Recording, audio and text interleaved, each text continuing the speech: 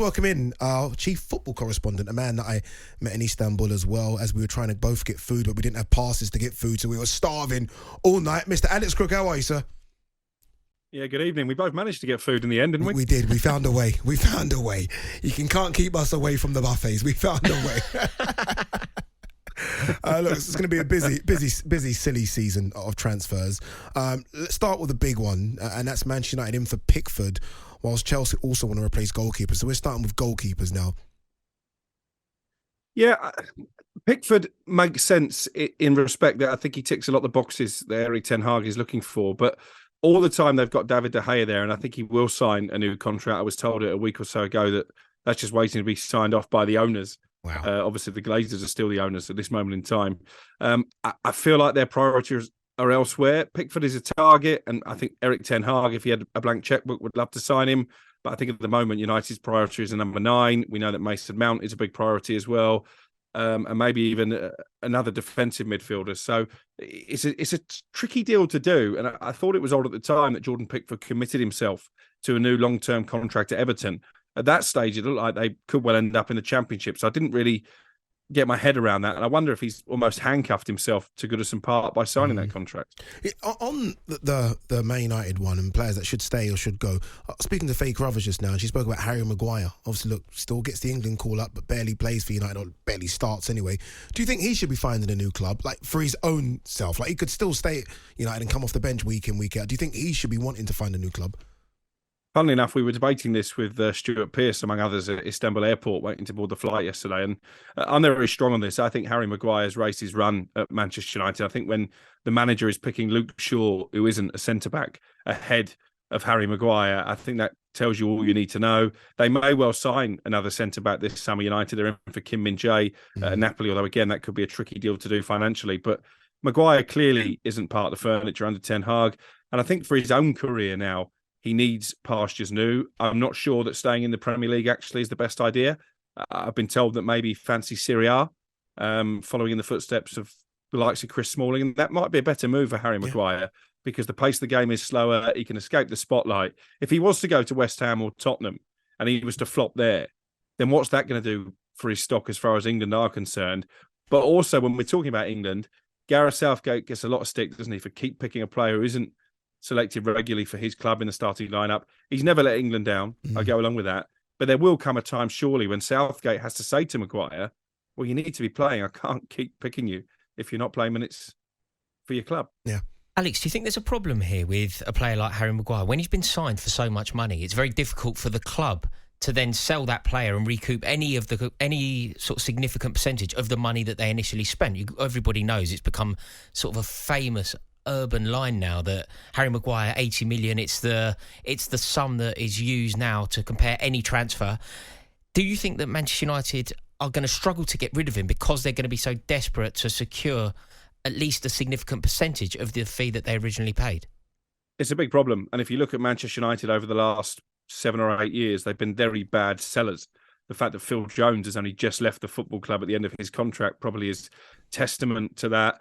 They've spent a lot of money on players who haven't performed and they've not really been able to recoup it, as you say. But I think if you're Erik Ten Hag, I think he'll be telling the board now, look, just get as much as you can for Harry Maguire. We'll put it back in the pot to help me rebuild the squad.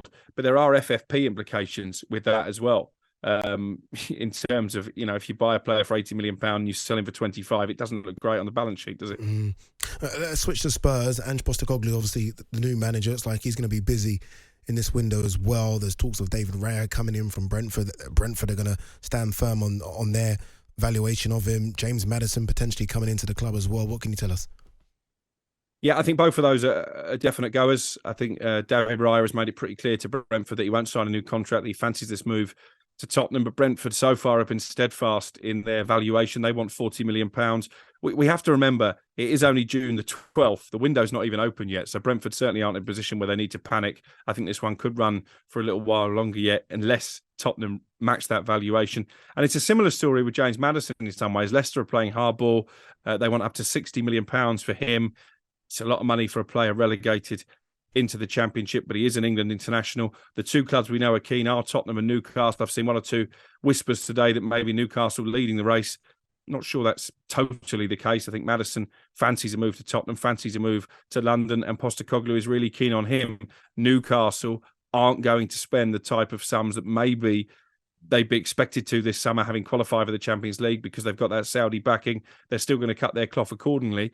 I'm not sure I can see a situation where they spend £60 million on one player. If you're Maddison, Rory, where'd you go? Newcastle, Spurs? I think Newcastle's such an alluring proposition at the moment, don't you? Like, you've got to think that they're going to end their drought for a trophy. You know, it's 1955 since they last won any silverware, and surely that's going to come to an end. And any player that is involved in ending that drought is going to have sort of legendary status at Newcastle. So, is there any guarantees of that, though? No, there's certainly no guarantees. But I feel like at some point under Newcastle United under the PIF, there's an inevitability that a trophy will land. Of course, there's no guarantee, but if you look at the prospect of them winning a trophy and compare it to Tottenham, who are in their own drought, I think that Newcastle are far better positioned than Tottenham. So if I were choosing the prospect of playing in front of the Gallagate in the Champions League, it does feel like a dream come true. But equally, being part of a Tottenham rebuild, there's jeopardy there. But for me, it'd be Newcastle. For you? Yeah, I think Newcastle as well. You just wonder, you speak to a lot of these footballers, and we're lucky to have spoken to so many former footballers on this show, and they always say about the lure of London. They always talk about it. I mean, football fans won't want to hear that, but it's true. People do want to stay in London, don't they? And you do wonder whether or not Maddison will think, okay, I prefer staying in London as opposed to going to Newcastle. Do you not think the Champions League is a bit of an equaliser there, though? It should be. It should be for any footballer. It should be for Maddison as well. I mean, but you almost feel like he will be part of a massive rebuild at Spurs and be almost a focal point of the rebuild. With Newcastle, I mean, as good as this Newcastle team's playing, he's not guaranteed to start for Newcastle. No, just going to Tottenham now, though. Obviously, there's so much unknown. Obviously, Ange Postecoglou did very well in Scotland. He won a treble, but the link between doing well in Scotland and then transferring that form to the Premier League, everybody will always talk about Sir Alex Ferguson, but many managers have had a good stint in Scotland, come to the Premier League, and it hasn't worked. The famous one would be Steven Gerrard, but Walter Smith, that Rangers team, it was heroic. Didn't exactly work out at Everton for him, did it? There's lots of examples of it not working. Yeah. So if I was Maddison, I think Tottenham is a real risk. There's a lot of jeopardy around that move. I think Newcastle will be the dream, I think. We've currently got a poll going out as well now for James Maddison. Newcastle or Spurs? It's a simple one as well. Newcastle or Spurs? I think Newcastle. Rory thinks Newcastle. Crookie, before you go, very quickly, Newcastle Spurs for Maddison. You've made a really good case. All I would say, if Newcastle aren't going to spend big this summer, in terms of £200 million, I think their squad looked quite stretched towards the end of last season, even in that game against Leicester. When you look at the players they had coming off the bench, I don't think it's a guarantee that Newcastle qualify for the Champions League next season. I think Liverpool will improve. I think Chelsea have to improve. They can't get any worse. I think Spurs will improve under Postecoglou. Manchester United will go again. City are going to spend. Liverpool. I kind of feel like Newcastle are a couple of years ahead of schedule, and they took advantage of a moment in time this season when some of those bigger clubs were underperforming, but without significant investment. I think it's difficult to sit here now and say that Newcastle are going to be a Champions League club for the foreseeable future. Interesting. Cricket, as always, my man, appreciate you coming on. Thank you very much.